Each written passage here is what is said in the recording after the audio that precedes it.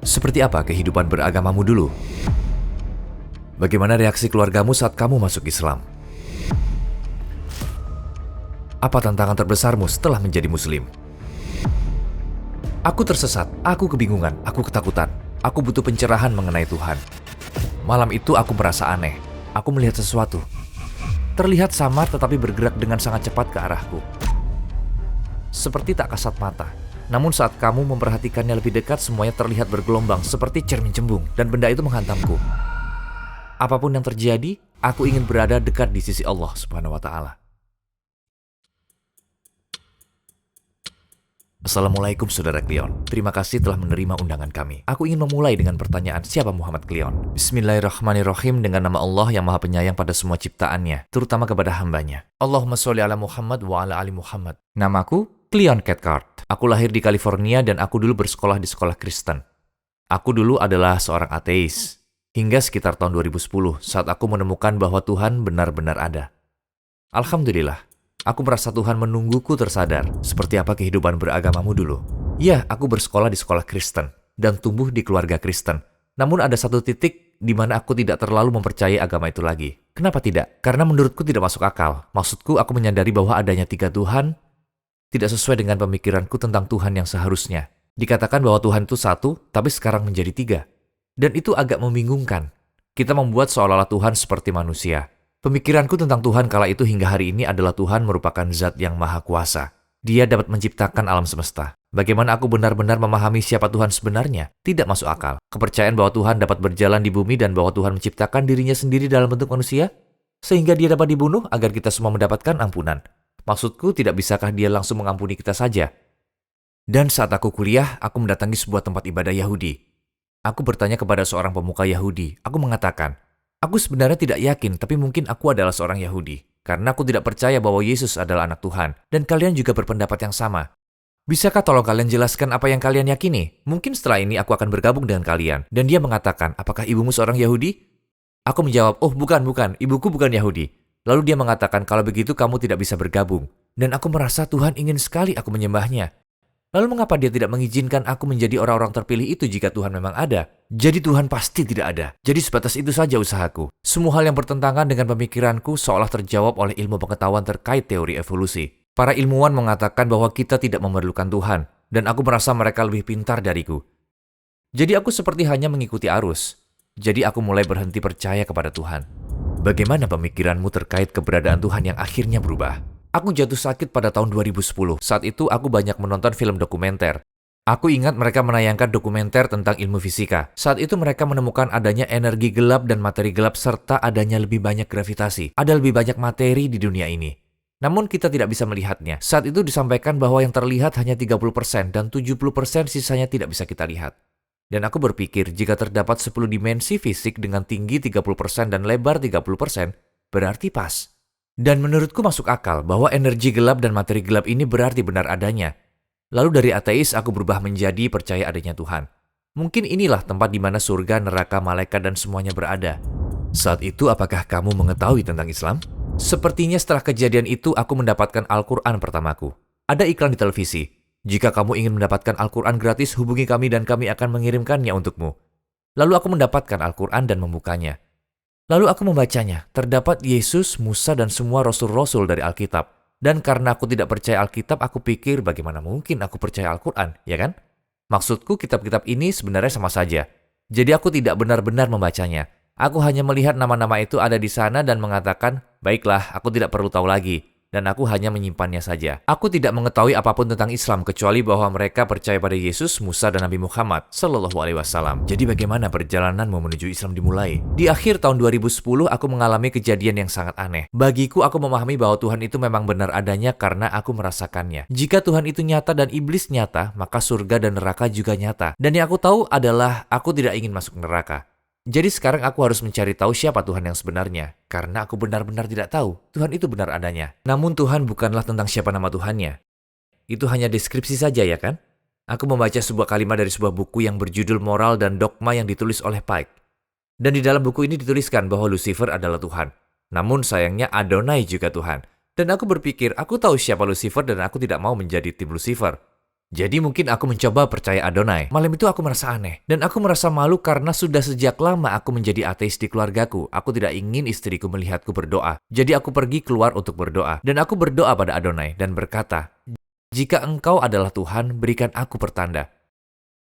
Dan aku melihat sesuatu, terlihat sangat kabur, tapi bergerak sangat cepat ke arahku, seperti tak kasat mata. Namun saat kamu memperhatikannya lebih dekat, segalanya terlihat bergelombang seperti cermin cembung. Namun segala hal di luar benda itu semuanya terlihat normal. Mobil, pohon, dan semuanya terlihat normal. Dan benda itu bergerak ke arahku dengan cepat. Dan ucapan yang ada di kepalaku saat itu adalah, "Oh tidak, ini adalah iblis dan benda itu mengenaiku." Aku yakin itu adalah energi negatif karena telah mengambil seluruh energiku. Aku bahkan tidak lagi bisa berpikir apa yang sedang terjadi. Aku hanya terjatuh dan tertidur di kasur. Dan aku terbangun 12 jam kemudian. Kepalaku pusing, pening, dan sangat sakit. Dan aku berpikir, kenapa aku seperti ini? Apa yang terjadi? Oh iya, aku melihat iblis itu semalam. Berarti itu pasti bukan jalan yang benar. Adonai, pasti bukan yang aku cari. Lalu kepada siapa kamu berdoa?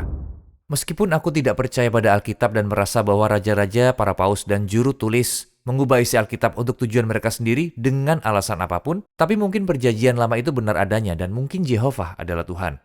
Lalu siang harinya aku berdoa kepada Jehovah agar memberiku petunjuk. Lalu seketika aku mendapat panggilan telepon dan di situ tertulis nama serta nomor teleponnya. Lalu aku menuju telepon dan mengangkatnya. Aku mengatakan, "Halo?" Dan orang di seberang telepon berkata, "Aku mendapatkan sebuah pesan semalam bahwa orang dengan nomor ini sedang bermasalah." Dan aku bilang, "Ucapan Anda aneh sekali. Siapa Anda sebenarnya?" Dan dia menjelaskan, "Ya, aku adalah begini, begitu, dan seterusnya." Dan sesuai dengan nama yang tertera pada telepon, dan aku adalah seorang pendeta. Lalu aku berpikir, wow, aku baru saja berdoa pada Jehovah untuk mencari jawaban tentang Tuhan. Dan Anda menelpon, ini jawaban untuk doaku. Begini, aku tersesat, aku bingung, dan aku ketakutan. Aku melihat sesuatu yang tidak seharusnya dilihat oleh manusia. Dan kejadian ini terlalu berat untukku. Aku merasa aku ingin bunuh diri. Aku sudah tidak tahan. Aku butuh jawaban tentang Tuhan. Dan dia bertanya, "Di mana kamu?" Lalu aku menjawab, "Aku di Rochester." Dan dia mengatakan, "Aku berada di sana semalam, tapi sekarang aku berada di kota lain berjarak sekitar 80 km. Aku bilang, "Tidak masalah. Aku bisa sampai ke sana dalam setengah jam. Aku hanya ingin bertanya 5 pertanyaan. Aku ingin tahu tentang Tuhan, namun dia tidak ingin aku datang." Aku bilang, "Bagaimana jika besok?" Dan dia menjawab, "Aku sibuk dan lusa juga sibuk." Hingga 10 hari kemudian dia mengatakan, "Baiklah." Kami sepakat bertemu dan aku menutup teleponnya.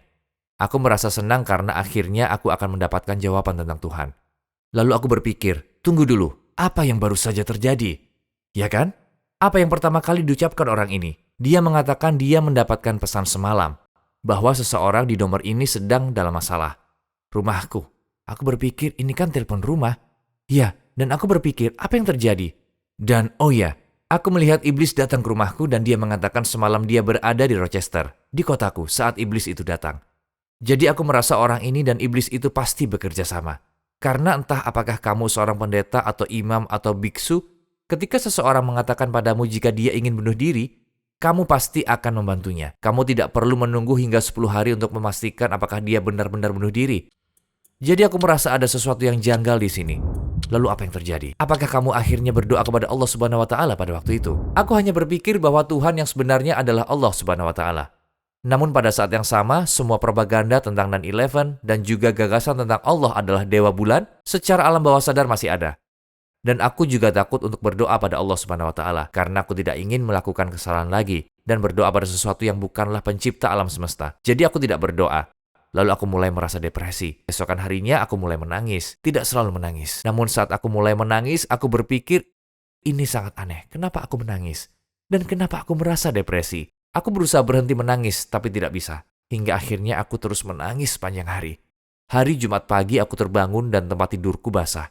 Lalu aku berpikir apa yang sedang terjadi. Dan aku menyadari tempat tidurku basah karena aku menangis sepanjang malam. Dan air mataku membuat sprayku basah. Dan aku merasakan depresi yang sangat kuat.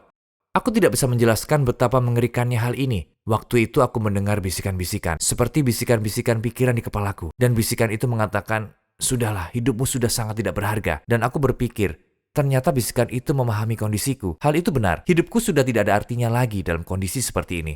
Apa yang bisa aku lakukan? Kemudian bisikan itu datang lagi kepadaku, kamu harus bunuh diri. Dan aku berpikir, benar juga. Dengan begitu masalahku akan hilang. Aku bisa keluar dari depresi ini dengan bunuh diri. Lalu aku mulai merencanakan bagaimana sebaiknya aku bunuh diri. Dan aku memutuskan cara terbaik dengan banyak mengonsumsi narkoba agar aku merasa senang. Lalu aku akan mati di tengah hutan.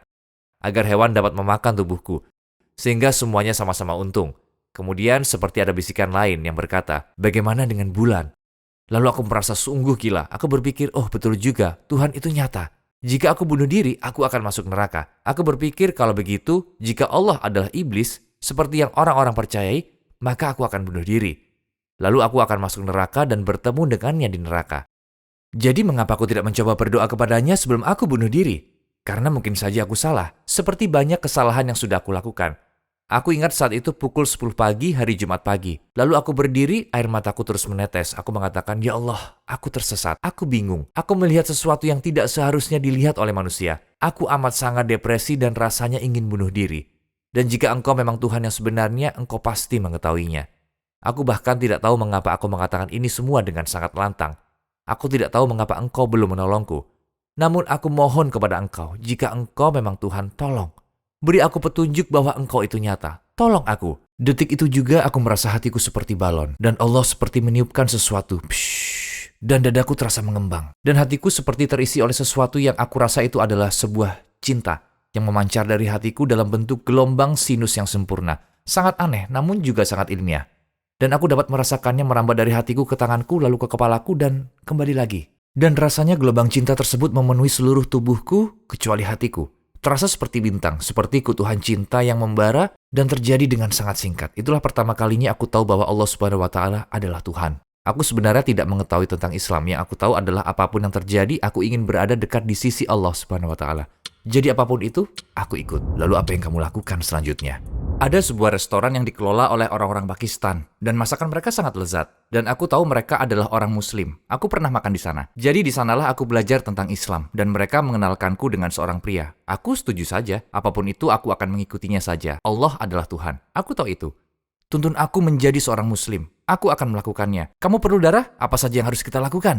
Aku akan lakukan, kau tahu itu. Di mana aku harus tanda tangan? Namun dia berkata, tidak. Sangat sederhana. Kamu hanya perlu menyatakan dengan sepenuh hati bahwa Allah adalah Tuhan dan Muhammad adalah seorang Rasul, pembawa pesan dari Tuhan. Dan aku bilang, baiklah, mari kita lakukan. Lalu dia mengatakan, baiklah, ada beberapa hal yang perlu aku jelaskan. Lalu dia bicara tentang 5 rukun Islam dan 6 rukun iman. Dan aku setuju. Baiklah, aku bahkan tidak perlu memikirkannya. Dan dia melanjutkan, penting sekali untuk meyakini bahwa Al-Quran adalah firman pencipta kita. Wow, bagaimana aku bisa mempercayai hal ini? Ini sungguh gila. Pencipta kita memberikan firman-Nya langsung kepada kita, dan aku berasal dari agama Kristen. Sangat tidak masuk akal, karena aku tidak pernah terpikir bahwa Alkitab adalah firman Tuhan. Maksudku, kita diajarkan bahwa kitab-kitab tersebut terinspirasi dari Tuhan, namun dengan bahasa manusia. Ini adalah konsep yang sangat-sangat aneh bagiku. Lalu aku berkata, aku tidak yakin aku dapat mempercayai hal itu. Dan dia menjawab, ya kalau begitu kamu harus menjadi Muslim. Aku bilang, baiklah, tolong yakinkan aku. Dan dia berkata, baiklah, begini saja, kita bertemu lagi nanti. Kita sudah melalui banyak hal hari ini. Kami membawa sebuah buku kecil berjudul Panduan Singkat Agama Islam dengan Ilustrasi. Dan di buku itu dijelaskan tentang tanda-tanda ilmiah di dalam Al-Quran. Dan saat aku membaca tahapan-tahapan perkembangan embrio manusia dan proses tersebut dijelaskan dalam Al-Quran, dan sangat sesuai dengan kejadian nyata, yang tidak bisa kita ketahui tanpa alat MRI, untuk mengkonfirmasi hal-hal tersebut kepada kita. Dan aku menyadari bahwa Nabi Muhammad SAW tidak mungkin mengetahui hal ini 1400 tahun lalu. Maka bisa dipastikan bahwa ini adalah pengetahuan ilahi. Assalamualaikum saudara-saudaraku.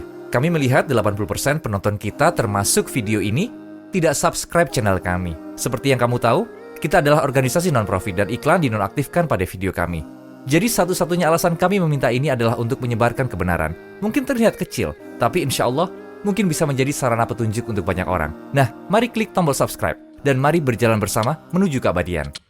Lalu bagaimana akhirnya kamu bersyahadat? Setelah aku menerima Al-Quran, aku berpikir, baiklah, mari kita lakukan sekarang. Waktunya bersyahadat. Dan temanku yang masih berhubungan dekat denganku hingga saat ini, Hasan, seorang pria yang luar biasa. Dia mengatakan, mari kita tunggu hingga hari Jumat, oke? Kita lakukan di depan semua orang. Sama halnya dengan layanan gereja di hari Minggu. Kami melakukannya pada hari Jumat, jadi mari kita lakukan. Dan semua orang bisa mendoakanmu. Dan aku mengatakan, tidak, bagaimana jika aku mati besok? Aku bisa saja tertabrak bis besok, aku ingin sekarang. Dan dia menjawab, tunggu beberapa hari saja. Dan aku bilang, baiklah, aku percaya padanya. Baiklah, ucapku. Namun seperti yang aku katakan, ketika semakin dekat dengan Tuhan, setan mulai bekerja sangat keras. Aku merasakan pikiran-pikiran aneh muncul. Aku merasa gila. Pikiran-pikiran yang sangat gila. Aku berpikir, jika aku pergi ke masjid pada hari Jumat, seseorang akan datang meledakkan masjid itu. Dan semua orang tidak bersalah akan mati karena aku. Karena aku pergi ke masjid itu. Aku tidak jadi pergi pada hari Jumat itu, dan pada hari Sabtu temanku menelpon dan mengatakan, baiklah aku mengerti, jangan ditunda lagi. Temui aku di taman ini. Jadi kami duduk di kursi taman, dan aku mengucapkan kalimat syahadat bersama dia di taman. Aku merasa lega, karena akhirnya aku menjadi bagian dari orang-orang yang Tuhan inginkan. Bagaimana reaksi keluargamu saat kamu masuk Islam?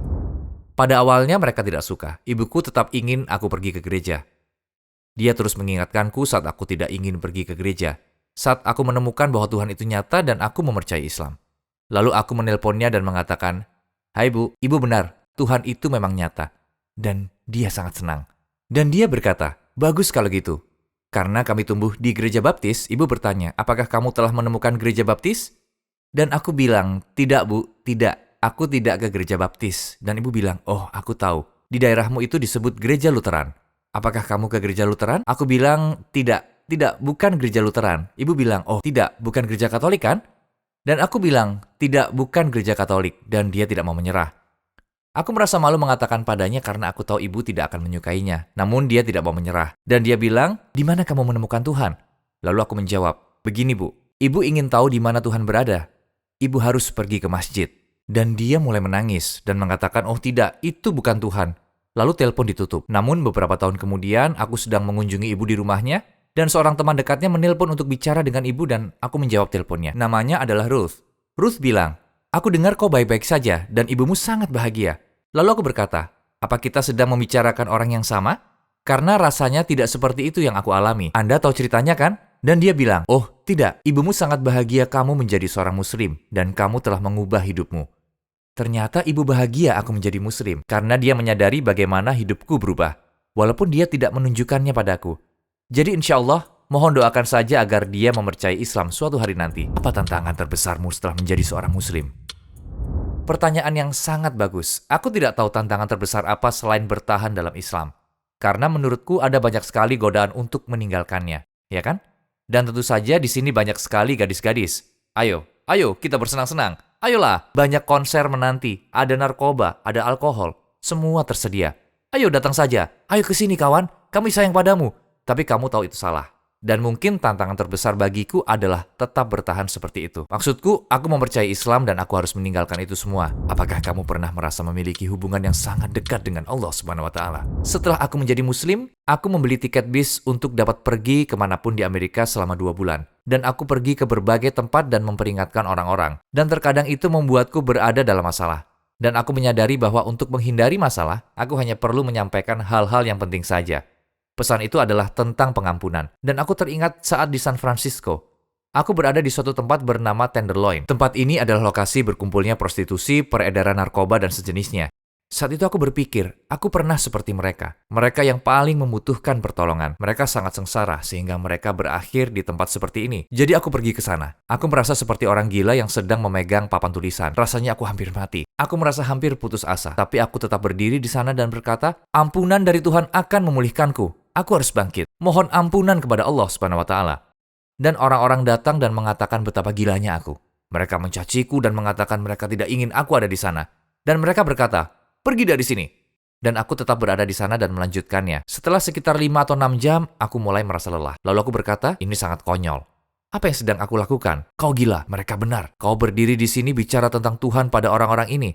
Mereka tidak peduli akan Tuhan. Apa yang kamu? Pergi dari sini." Dan saat itu adalah hari pertama aku memutuskan untuk pergi. Lalu ada seorang wanita tua berdiri di sana dan mengatakan, Terima kasih kamu telah melakukannya." Dan aku merasa, semua ini karena Allah kan? Aku telah memutuskan bahwa aku akan pergi, dan engkau mendatangkan seseorang yang mendukungku saat aku membutuhkannya.